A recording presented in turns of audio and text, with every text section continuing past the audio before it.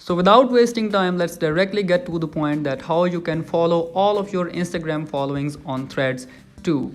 You may have joined Instagram Threads recently because this is the app launched by the Instagram just a few days ago, and many people wanted to follow all of their Instagram friends on Threads too. And you don't have to worry because I'm here to teach this thing today. And now for following all of the Instagram followings on Threads, you first of all have to open the Threads app, and next you have to go to your profile button by tapping on the profile icon in the bottom right corner of the screen.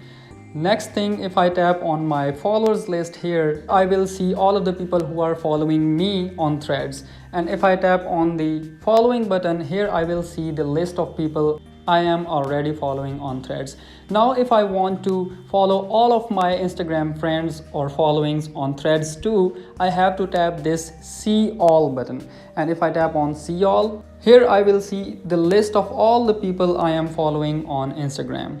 Now if I want to follow all of them at once, simply tap on this follow all button and a request will be sent to all of these people on Threads, and whenever they approve it, you will start following them just like Instagram. And if they have a public Threads profile, you will directly start following them.